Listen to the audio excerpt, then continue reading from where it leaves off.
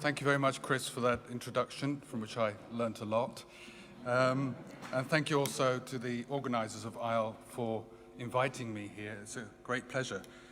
I was thinking yesterday, after having talked to my wife on the phone and hearing that all our family savings had gone down with one of the European banks that's just collapsed, I was thinking that it's a pleasant circumstance to be studying the English language, which has been around for 2,000 years and will be around for another 2,000 years, no doubt. So while the world around us is financially falling apart, we can relax and do some English grammar today. It's also pleasant to know that IEL has come into existence. I've, for many years, decades even, been wanting to have something like IEL and bemoaned and bewailed the fact that it doesn't exist, and now it does. I did a quick trawl of the web yesterday. There is an American karaoke society, Victorian cake decorating society. There is a society for garden gnomes. So why did we not have an international society for the linguistics of English up to now? So I'm very pleased that it's now come into existence. I think we all deserve this society. I'm very happy that it has come about. So let's get going. There's a game played by the chattering classes around North London dinner tables called Humiliation. It's a game invented by the novelist David Lodge in one of his campus novels, Changing Places. And in this game, participants name a book that they have not read, and they score a point for each of the people around the table that has read this book. Now, of course, to win this game, you have to name a famous book like War and Peace or Hamlet or something else that's famous to score your points. So if you win, it's a bit of a Pyrrhic victory because you also show up how uncultured you are by not having read all those famous books. As teachers, we sometimes feel that our students are playing this game with us when they ask us difficult questions that we really ought to know the answers to. And in the early parts of our careers, we look at our shoes red-facedly and mumble something incomprehensible. When we get a little grayer, we are more at ease with these things and say, well, I'll look this up for you, I'll get back to you. Today, and you'll forgive me for audience participating you this early time, I want to play this game of humiliation with you. And let me ask you a question. If you look at number 1 on your handout, I demand that he go. Let me ask those of you who think that the verb go in that subordinate clause is finite. Don't think about it too long. Right. Who thinks it's non-finite?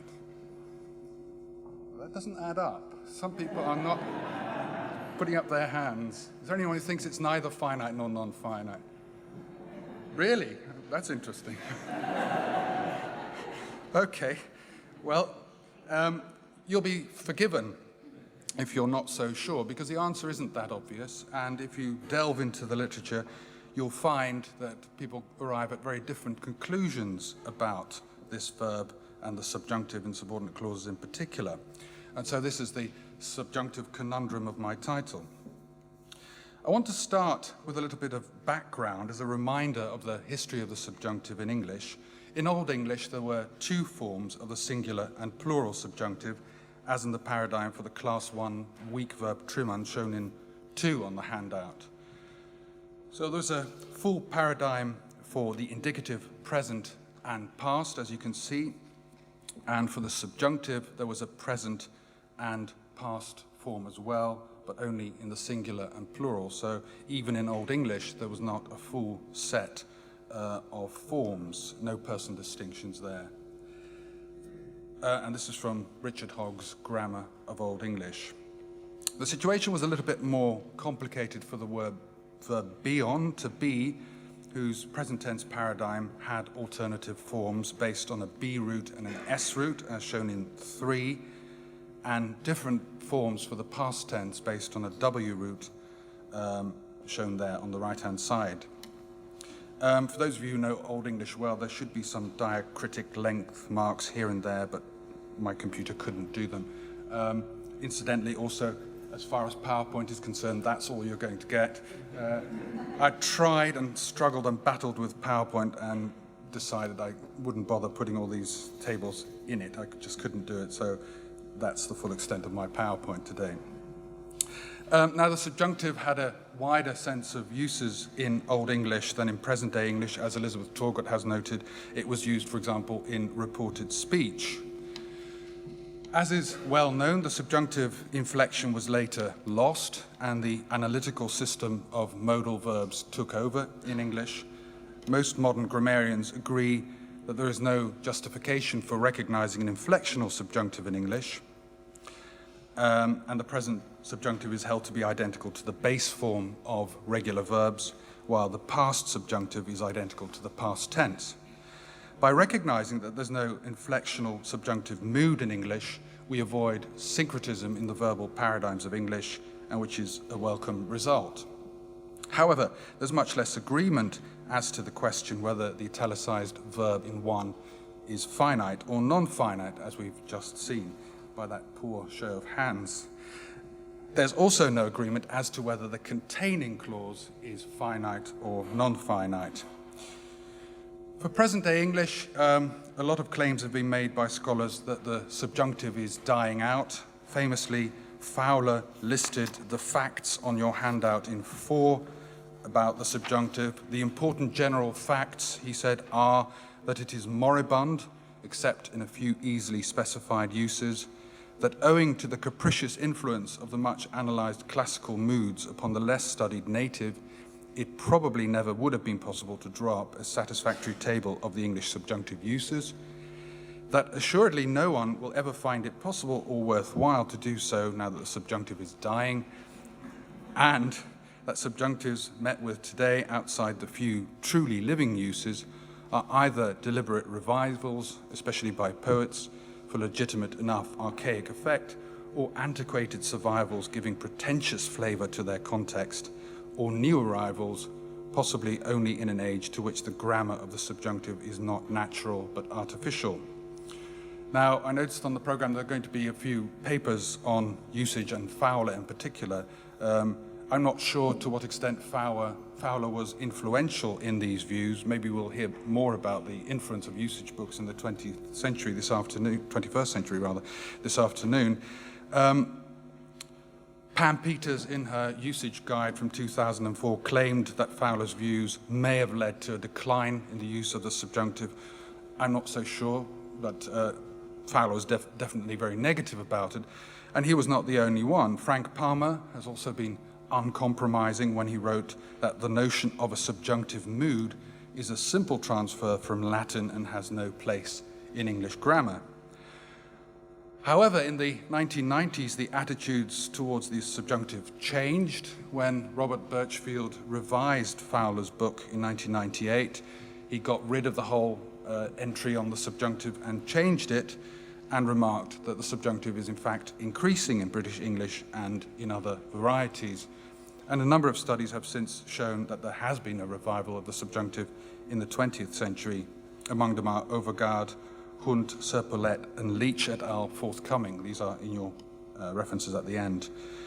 However, one of my PhD students, Tim Waller, has done some work on the subjunctive in the diachronic corpus of present-day English, which seems to suggest that in spoken English, the mandative subjunctive, which he was studying, seems to be falling in frequency.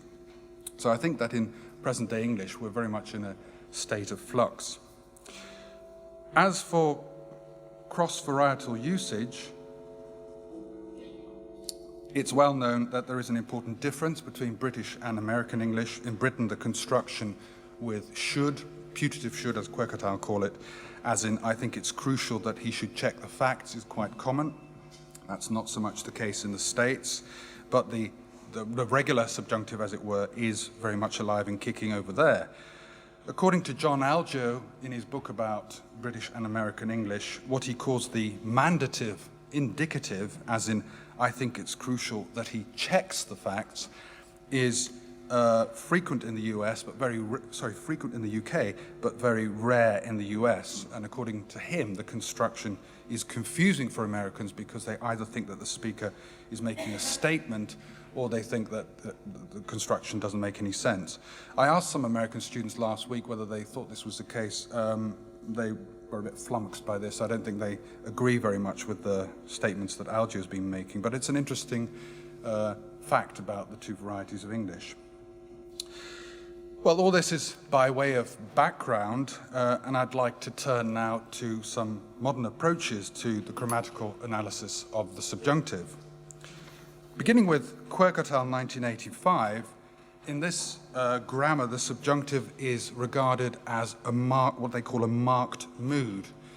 And they write, I quote, terms for the two major categories of the present subjunctive are the mandative and the formulaic subjunctive. These are realized, like the imperative, by the base form of the verb. And of course, the base form can be finite or non-finite.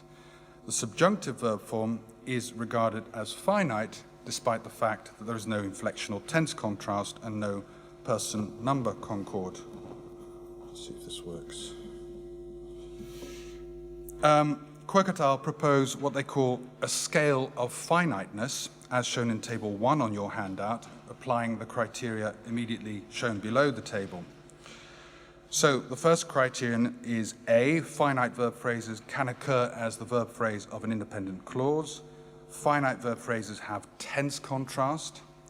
There is a person concord and number concord between the subject of a clause and the finite verb phrase. D, finite verb phrases contain as their first or only word a finite verb form which may be either an operator or a simple present or past form, and do support is used in forming, for example, negative and interrogative constructions.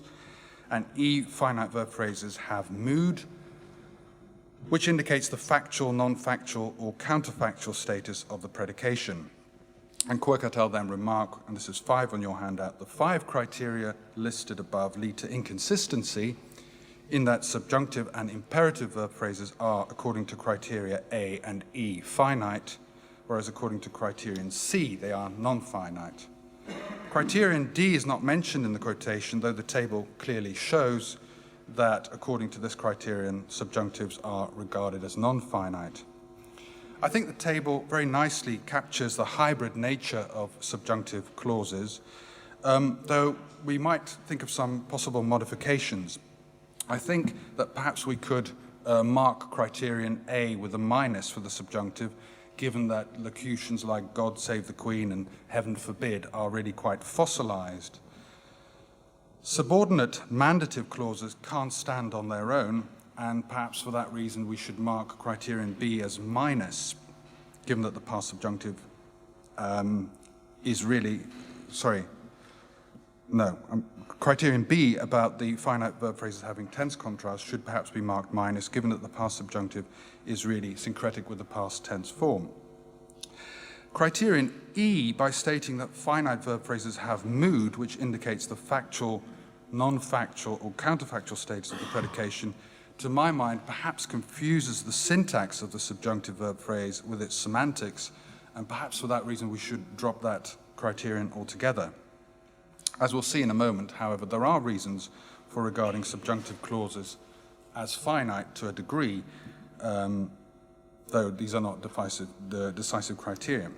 Now, the scale of finiteness here implies the existence of gradients in allowing for verb phrases to be finite or non-finite to a greater or lesser degree, and I think this is an attractive idea. Despite the perceived gradients, however, Quirk et al. Opt for a sharp distinction between finite and non-finite verb forms, as Table 1 shows. The indicative, imperative, and subjunctive are finite, whereas the infinitive is non-finite. By percolation, as it were, verb phrases and clauses that contain a finite verb are also finite. So Quirk et al. Seem to be following the tradition, at least in part, while recognizing that there is no distinctive inflectional subjunctive. The verb form that realizes the subjunctive is nevertheless finite. But if you claim that the subjunctive verb is finite while at the same time maintaining that there's no inflectional subjunctive in English,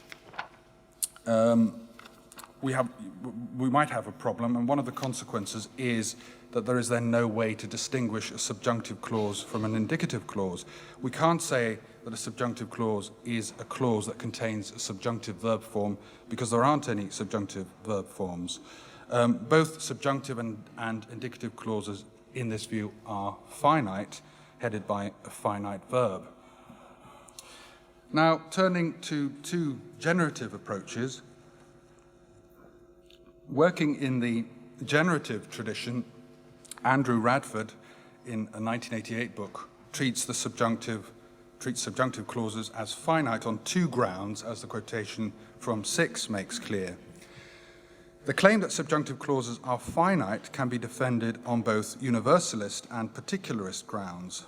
On universalist grounds, we can argue that in languages which have a richer inflectional system than English, subjunctive clauses do indeed turn out to be inflected. The second, obviously more compelling reason for treating subjunctive clauses in English as finite is that they share certain morphosyntactic properties in common with indicative clauses which differentiate them from non-finite clauses.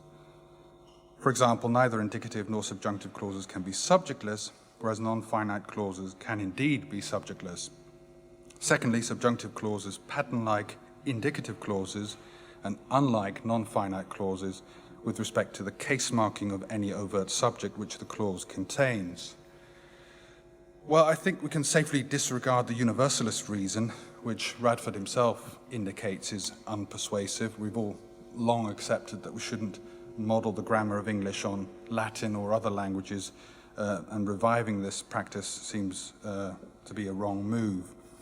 So what we're left with are Radford's morphosyntactic reasons for analyzing subjunctive clauses as finite, namely the obligatory subject and nominative case marking. These are more persuasive, at least as far as the obligatory subject is concerned. I'm not sure about the case marking argument. I think that's circular. In the government binding model that Radford espoused, a subject receives nominative case from a finite inflection node, infil or I as it later came to be called, and subjunctive clauses have nominative subjects because they have this finite inflection node. But why do they have a finite inflection node? Because they have nominative subjects. So I don't think that's all that persuasive. An alternative view is put forward in a later book by Radford and also in Hagemann and Guérin. And here we find a proposal for dealing with a subjunctive that treats clauses that contain a subjunctive verb as finite, despite the subjunctive verb itself being realized as a non-finite verb. How's this done? Well, they propose that a sentence like 7 on your handout contains a covered modal auxiliary indicated by the bold letter M, and in this way, subordinate clauses can be finite while the verb be itself is non-finite. And to support this analysis, they point to the analogy between 8 and 9. It's important that he, M, be invited, and it's important that he should be invited, with mandative should. And 10 and 11, it's important that he, M, not receive the information, and it's important that he should not receive the information. But this seems problematic too, because again we have circularity. Why is the subordinate clause finite? Because it contains a non-overt modal. But why does it contain a non-overt modal? Because we want the clause to be finite. So other than the analogy between 8 and 9 and between 10 and 11, there appears to be no independent motivation for these non-overt modals. Hagemann and Guérin say the following, and this is 12 on your handout: if there is a non-overt modal in the sentence, then the properties of subjunctive clauses follow. Well, it's difficult to see how the properties of subjunctive clauses can follow from something that's not overtly present, and they're not very clear on how this works. And I think a further drawback is that, as it were, we feel that the subjunctiveness of the subordinate clause resides in the verbs be and receive, respectively, and the clauses that these verbs head, not in this non-overt M, and the proposed analysis simply denies this. I turn now to the approach adopted in the Cambridge Grammar of the English Language, Huddleston and Pullum et al. 2002. Its authors claim, in common with other grammarians, that it makes sense to say that English has a present tense, even for the verb forms that are realized by the base form of the verb, or the plain present tense as they call it. And this is because there exists a third-person singular inflection in the present tense, the S ending, and the verb be, of course, has a full set of forms. So in they work hard, we can call work a present tense form, a finite verb realized by the plain present form. However, Huddleston and Pullum et al. Argue that this line of reasoning cannot apply to the subjunctive, because English has no unique inflectional subjunctive verb forms at all. It does not make sense to say that in one, I demand that he go, the verb go is a present subjunctive. It follows that it also does not make sense to call it a finite base form, as Quirk et al. Have it. So instead, Huddleston and Pullum et al., for them, so-called subjunctive forms are non-finite, and they occur in what they call the plain form or base form. So it's important to realize that for Huddleston and Pullum et al., the plain form is distinguished from the plain present tense form. The plain form may be finite, as for the imperative, or non-finite, as for the subjunctive, whereas the plain present tense form is always finite. Finiteness for Huddleston and Pullum is defined under 13 on your handout. The general term finite is related to its everyday sense of limited. More specifically, a finite verb is characteristically limited with respect to person and number.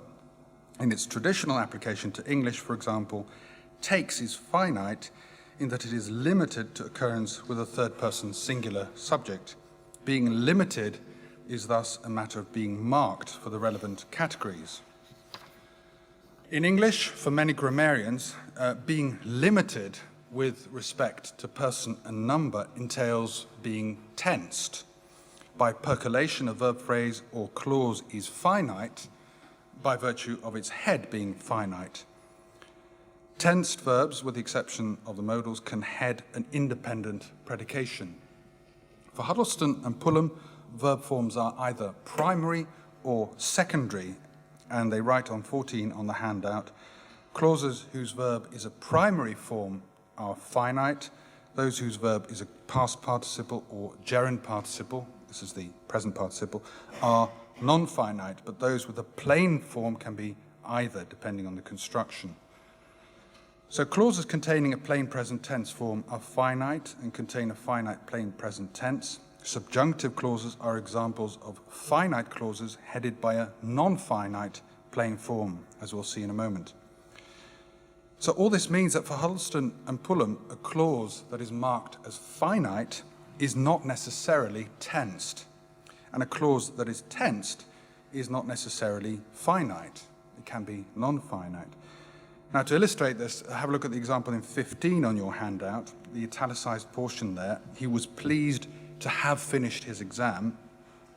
The perfect construction is regarded by Huddleston and Pullum here as a secondary tense, and for this reason the italicized clause is tensed, but non-finite. For these authors, finiteness is a syntactic category of the clause, not an inflectional category. As we've seen, they denied the existence of subjunctive verb forms in English, and instead what they propose is that subjunctives form a construction, as the quote in 16 makes clear. The term subjunctive is generally applied to an inflectional category of the verb, but we are here reinterpreting it as the name of a syntactic construction, a clause that is finite but tenseless, containing the plain form of the verb. Now, viewed in this way, the italicized portion of 17, I'd probably suggest that we join at the center, is an example of a non-finite tensed subjunctive clause with a verb in the plain form. As we've just seen, for Huddleston and Pullum, primary forms are inflected. They are defined as being limited with respect to person and number. But they also say 18 on the handout. The prototypical finite clause contains a tensed verb, or irrealis were, but there are grounds for extending the boundaries of the category to include the imperative and subjunctive constructions too. So here we have a notion of a prototype coming into the grammar. Now, if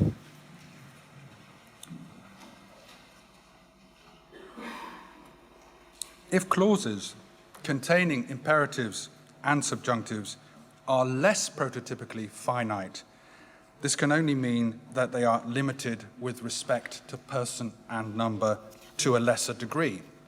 And this is indeed the case, according to Huddleston and Pullum et al., because subjunctive verbs lack a subjunctive inflection.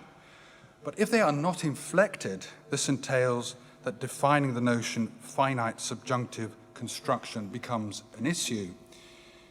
Huddleston and Pullum don't offer an explicit solution to this problem, but they do offer an implicit solution by appealing to a notion of what we might call syntactic resemblance. They don't use that term, that's what I'm calling it. So what they are saying is that subjunctive clauses are finite because they are like finite clauses in three ways, as shown in 19 on the handout. Subjunctive clauses are finite because they have obligatory subjects, this is what Radford also mentioned, they take the same subordinators as tensed clauses, and they alternate with tensed clauses. So, in sum, for Huddleston and Pullum, there are no subjunctive verb forms, only finite subjunctive constructions headed by non-finite verbs. I think the account is problematic in a few ways. First, conceptually, it's unattractive because the subjunctive construction would be exocentric. They are finite constructions headed by a non-finite verb. You can get around this by having a notion of principled exocentricity, as I've seen mentioned in the literature, but I think that's fibbing a little bit. A second problem is that Huddleston and Pullum do not take account of a commonly invoked criterion for finiteness, namely the ability for the predication to stand on its own. By this criterion, subjunctive clauses are non-finite. A final problem, I think, is that we should ask what the exact nature of the subjunctive construction that they propose really is. It's very fashionable these days to talk about constructions, and they are often invoked, and we have a workshop at this conference about constructions, but authors are not always very clear how they define this notion of construction, and that's certainly the case in the Cambridge Grammar, I think, because the notion of a construction, in particular the subjunctive construction, is not really defined. They don't make clear how they understand that notion. And it doesn't seem to be the case that the notion construction plays any sort of theoretical role in the grammar. It's not really defined very clearly anywhere. I turn now to two papers written by John Anderson, 2001 and 2007. Anderson defines the notion of finiteness, I quote, as the capacity to license an independent predication. And he calls this syntactic finiteness as distinct from morphosyntactic finiteness. For Anderson, the capacity to license an independent predication seems to be a necessary and a sufficient condition for finiteness. He concludes that for this reason, the English subjunctive is clearly syntactically non-finite, because subjunctive clauses can't stand on their own. In Anderson's account, the verb form left in 20 is also non-finite, which might be a bit startling. If I left on Tuesday, you would regret it. He regards that as a non-finite verb, left, but it follows from his definition of finiteness. In Anderson's words, the preterite form occurs under rection by the would of the following clause. Using the same reasoning, the verb should in 21 is also non-finite for Anderson. This is putative. Should they demanded that I or that Babsy should leave? And again, perhaps surprisingly, smokes in 22 is also non-finite. This is the pipe which Bill smokes in bed. Again, it follows from his definition of finiteness. You might wonder about 23. We said that Bill smokes a pipe in bed. That clause is finite, despite the fact that it can't stand on its own.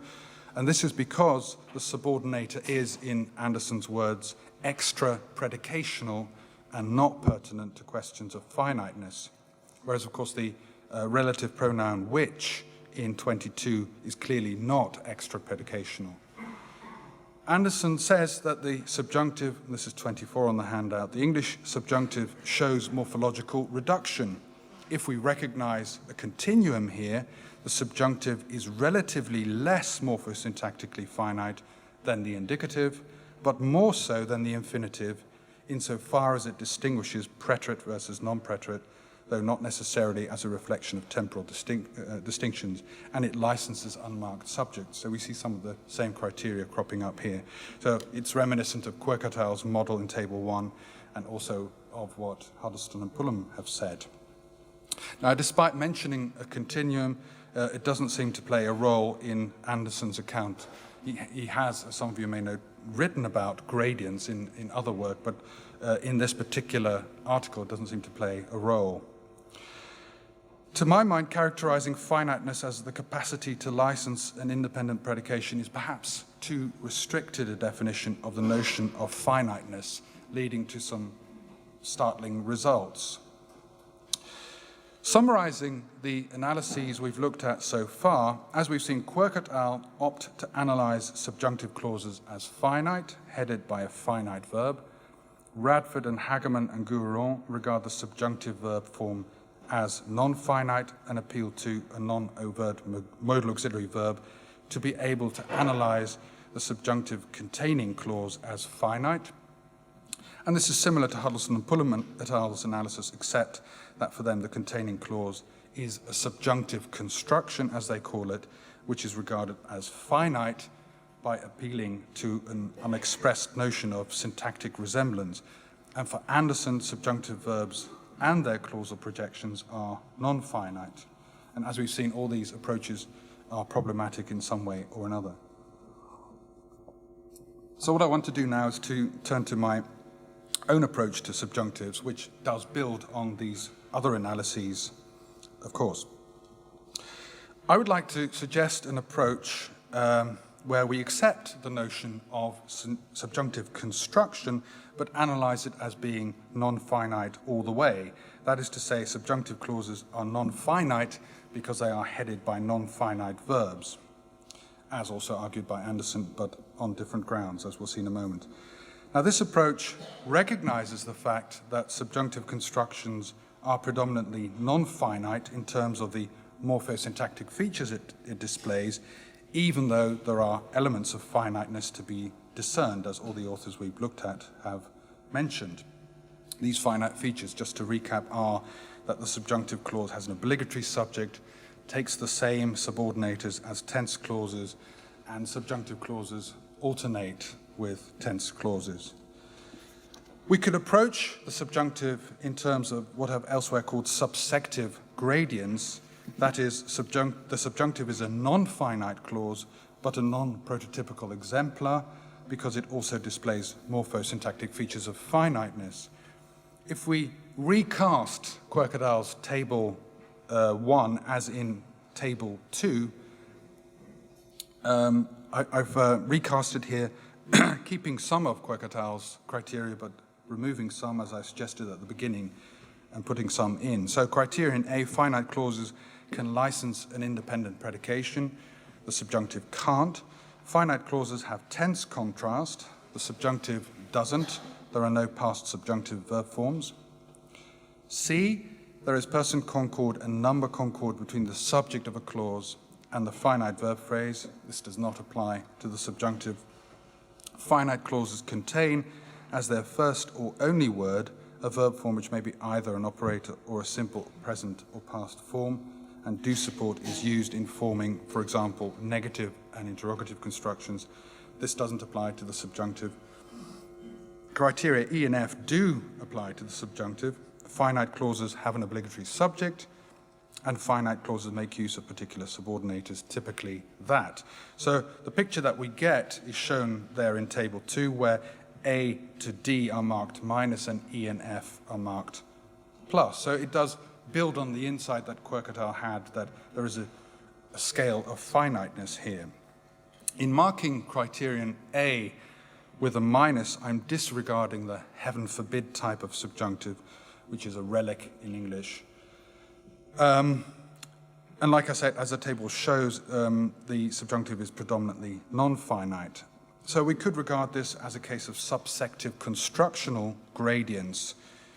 That is, the subjunctive clause displays a mixture of finite and non-finite properties, but the non-finite properties win out, as it were. They tip the balance such that overall the subjunctive clause is best regarded as being non-finite. Now, what I would like to propose in this connection is that the grammar of English recognizes a subjunctive clause type along with declaratives, interrogatives, imperatives, and exclamatives. And I conceive of clause types here as a system of grammar, if you like, worked out in detail in Huddleston's 1984 book, Introduction to the Grammar of English, and as consolidated in the Cambridge Grammar of the English Language. Now, as most of you know, in this framework, clause types are the analytic reflexes of the synthetic moods of English. So a declarative mood is implemented in a declarative clause type, an interrogative mood is implemented in an interrogative clause type, and an imperative mood is implemented in an imperative clause type.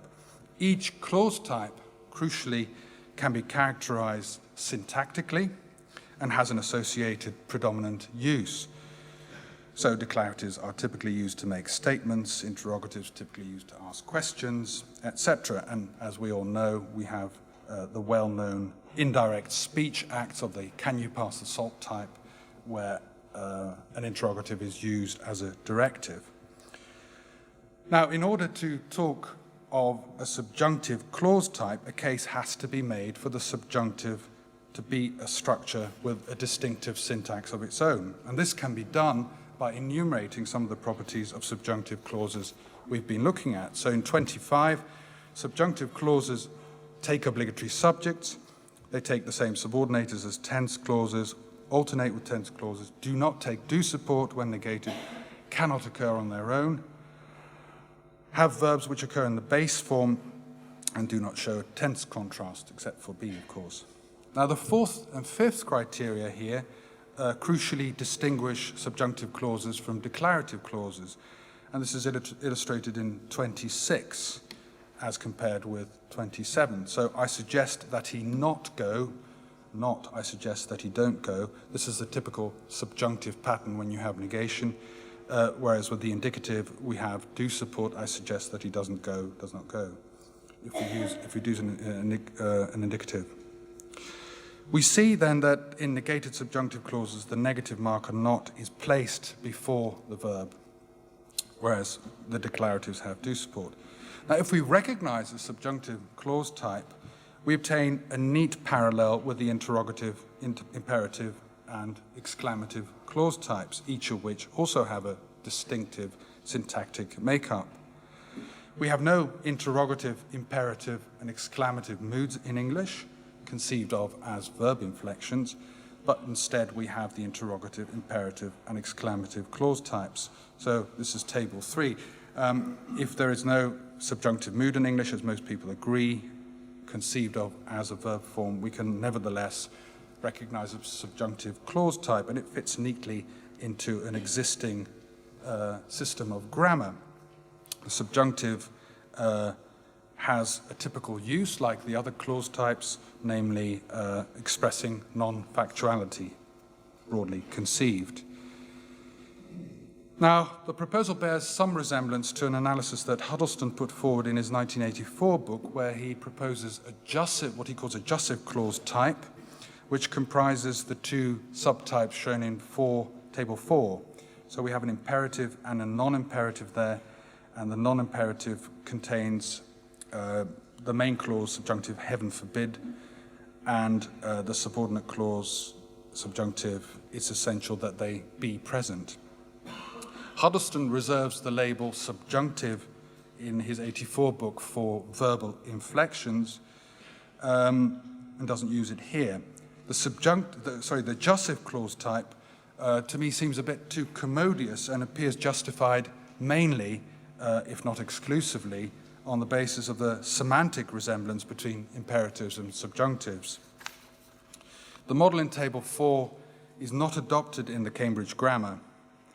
What we do have there is that the heaven forbid type of subjunctive, the main clause subjunctive, is classed as a minor clause type, more specifically an optative.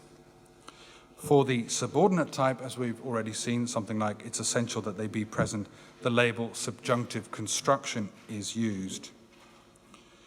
In the proposal I presented in Table 3, the subordinate subjunctive is classed as one of the major clause types, and the advantage is the neat parallelism, which I mentioned a moment ago, and an avoidance of the problems associated with the other approaches we looked at. Specifically, we can maintain that the properties of the subjunctive construction are inherited from its head. Subjunctive verb forms are non-finite, and the containing subjunctive clauses are also non-finite. And finally, and importantly, we can give meaningful content to what Huddleston and Pulham call a subjunctive construction, which they rather leave up in the air. One issue remains: what do we do with what Quirk et al. Call putative should, as in 28 and in 21? It is crucial that she should leave the premises on time. Is this should finite or non-finite? Huddleston and Pulham et al. Note that this construction, I quote, involves a use of a modal auxiliary that cannot be identified with one of the uses characteristic of main clauses. Main clause should, as in you should leave now, typically carries the deontic meaning of obligation. We've already seen that for Anderson, should in 21 and also 28 is non-finite by virtue of the fact that the containing that clause cannot stand on its own, and that this is precisely because of this specialized meaning of should. For Huddleston and Pulham et al., the that clauses in 28 and 21 are not ordinary declaratives, but what they call specialized modal constructions. They would presumably be finite in their account. And this would seem to be correct, as Table 5, which is a Quirk et al. Type grid, shows. Here, if we apply the properties we looked at earlier again, we see that 4 out of the 6 properties are marked plus, which makes the putative should more finite than the regular subjunctive, as it were. By criterion B being marked plus, should is morphologically, if not semantically, a past tense. Now, if that clauses containing putative should are indeed finite, this means that we must allow for our grammar to recognize finite clauses that cannot stand on their own. And this may suggest that Anderson is wrong to consider the property of being able to license an independent predication as a necessary and sufficient condition for finiteness. The whole picture, I think, should be taken into account, and we should look at all the morphosyntactic relevant features in deciding whether a clause containing a subjunctive in general and putative should in particular is finite or non-finite. Well, to conclude, I've summarized the views of the subjunctive I discussed today in Table 6, where 4 different approaches are shown. As we've seen, Quirk et al. 85, Radford 88 regard the subjunctive verb form as finite, heading a finite construction, that's endocentric, and the clause type is declarative. For Radford 97 and Hageman and Gouron 2005, and for the Cambridge Grammar of the English Language, the verb in a subordinate subjunctive clause is non-finite, but the containing construction is finite. Anderson has a non-finite verb heading a non-finite construction in a declarative clause type, and I propose today that subordinate subjunctives are non-finite, heading a non-finite clause, as does Anderson, but with the difference that we recognize a subjunctive clause type. Now, in conclusion, it's perhaps not surprising to find such a diversity of analytical opinion in the treatment of an area of grammar that is in a state of flux. And I hope that if you felt a little uneasy by me playing David Lodge's humiliation game with you at the beginning of my talk, that you won't be embarrassed next time when a student asks you whether the subjunctive is finite or non-finite. Thank you very much.